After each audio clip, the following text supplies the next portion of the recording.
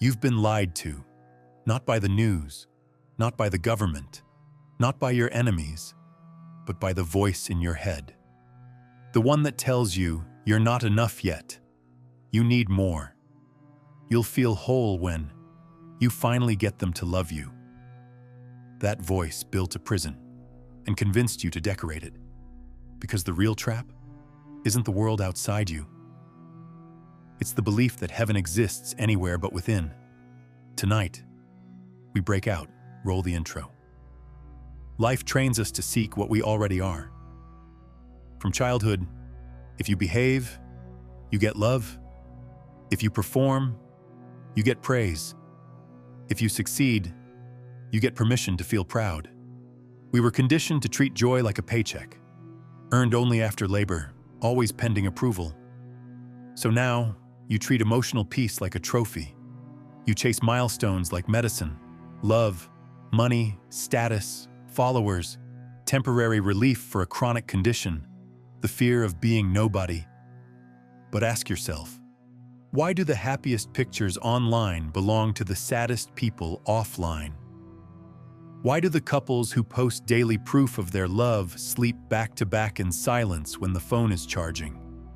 Why do the ones who brag about success panic at night because they still feel like imposters in the life they built? Because achieving more doesn't fix the feeling of being less. Your mind keeps a tab open titled, "I'll be happy when," but it never loads. We desperately search for someone who will hold the broken pieces of us so we don't have to. A partner to save us, a soulmate to repair us, a relationship to distract us. But that fantasy has a dark underbelly. If someone else can complete you, that means someone else can also take your wholeness away. Again. If someone else can complete you, that means someone else can also take your wholeness away. The same person who fixes you is also the one who could shatter you. Dependency disguised as romance. We demand others to give us what we won't give ourselves: validation, worth, security. We call it love, but it's bargaining. Two people trembling in fear, trying to borrow confidence from each other, until both accounts overdraft. The enemy isn't the world, it's the fractured mirror in your mind. The ego's survival strategy is simple: make you believe you're incomplete. It creates a villain: you versus the world, you versus your flaws, you versus your loneliness. But who is the you the ego keeps trying to fix? You are a house with no foundation, a soul missing parts? Or could it be, the only thing wrong is your belief that something is wrong? The ego thrives in darkness. Stillness is its death. Because when you turn inward, the illusion dissolves, and the one suffering disappears with it. What if reality isn't as real as it feels? What if everything you fear, chase, crave, worship is just a reflection of your own consciousness?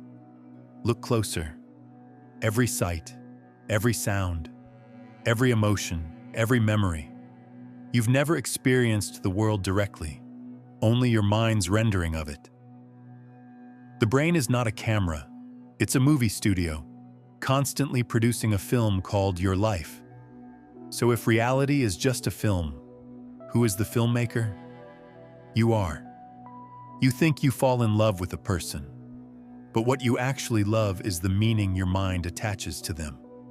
A story, a projection, a character you wrote into your script. You think you are hurt by life, but what hurts you is not the event, it's the interpretation. Two people can live the same moment. One grows, one breaks. Same world, different consciousness.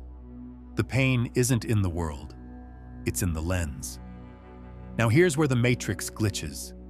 Every person you've ever met is you in a different disguise. Every argument you've had was with another version of yourself playing a role you didn't like. Because consciousness is not many. It is one pretending to be many to experience itself from every angle. You are the observer. You are the observed. You are the one dreaming and the characters in your dream. This is why you crave love so desperately. Not to gain something new, but to reunite with what you already are. A wave never needs the ocean. A wave is the ocean. Yet we beg the shoreline, please give me water. We seek confirmation of existence from the very existence we created. There is no separation except the one the ego must invent to survive the truth. There is only one of us here.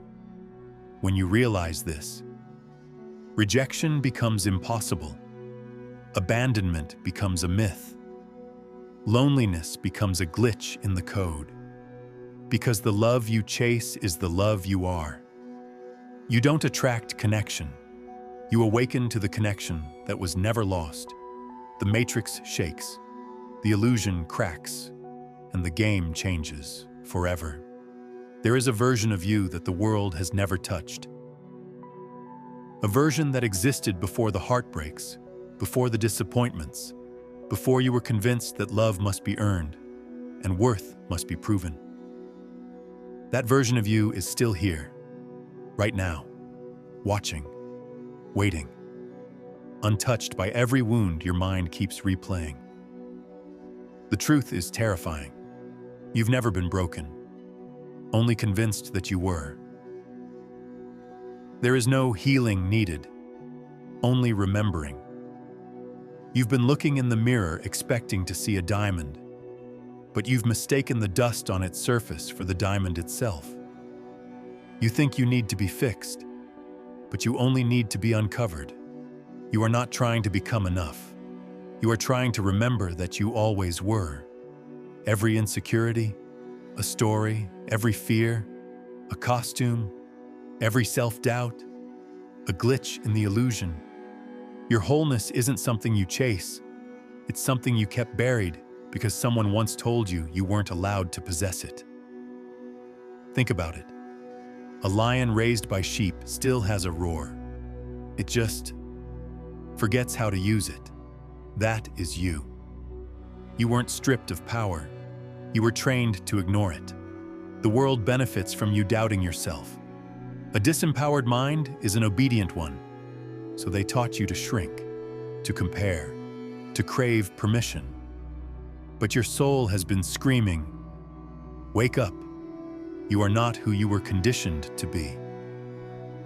The greatest breakthrough of your life will not come from adding anything, but from discarding everything that never belonged to you. The shame, the insecurity, the fear of being too much, the fear of being not enough.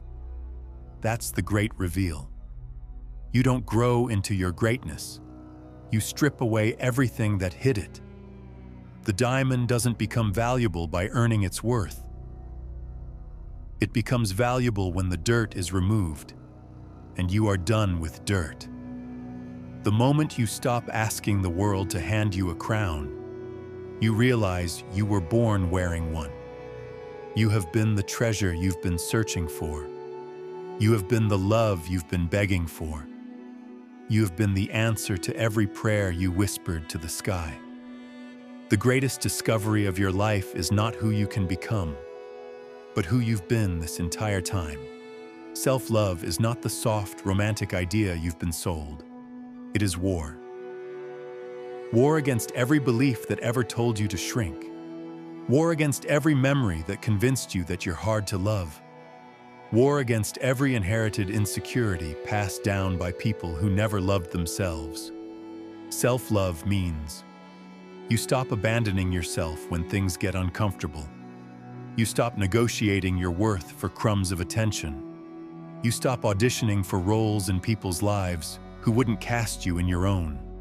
You start realizing it's not your job to convince someone to see your value. It's your job to never again lower your price for people who can't afford your soul. That's the difference between attachment and alignment. Attachment says, I need you to choose me. Alignment says, if you don't choose me, that's your loss. Attachment is survival. Alignment is sovereignty. When you finally love yourself, you stop chasing the one and become the one. You stop begging for space at tables built by insecure people and build your own kingdom instead. Love becomes a mirror of your wholeness instead of a bandage for your emptiness. But here's the twist. The moment you reclaim your worth, the ego fights back. It panics, it screams, it threatens, because it knows its end is near. Which begs the question, if you are not the ego, then who have you been this whole time? Prepare yourself. The illusion is cracking. Identity is next. Identity is the final prison, not the world, not other people, not circumstances. Identity. The mask you forgot you were wearing. Your mind has built an entire character out of memories you didn't choose, beliefs you didn't challenge, and labels you never questioned. I'm shy. I'm not good enough. I always get hurt. I don't deserve more. But who told you those stories?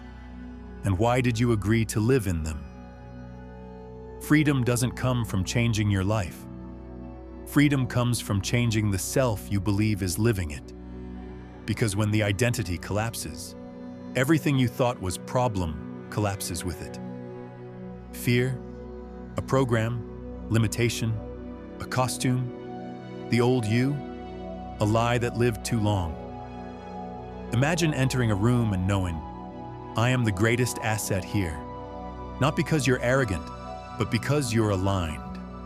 Your presence becomes power. Your boundaries become law. Your energy becomes undeniable.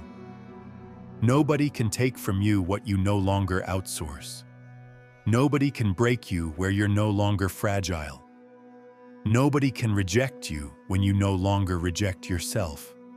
Once you see the truth, your old identity becomes uninhabitable, like trying to fit into a skeleton that no longer belongs to you. You don't fear losing people anymore. You fear losing yourself by keeping them. This is the moment your transformation becomes irreversible. You awaken to a terrifying reality. The world isn't judging you. It's responding to who you decided to be. So the only question that remains is, are you ready to become the one who decides? So let's reveal the twist. You were never chasing love.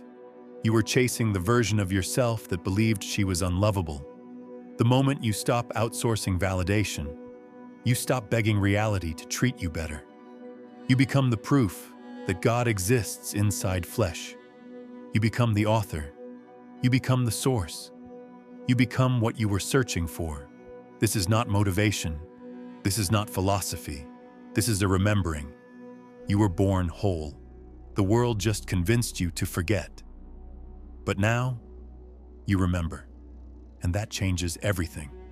If something inside you awakened tonight, don't let it fade when the video ends. Share the message. Spread the awakening. Become the reminder for someone else. Because this isn't just another self-help video. This is the beginning of your return. Welcome back to the soul the world tried to bury. Welcome back to the love that never left you. The journey continues.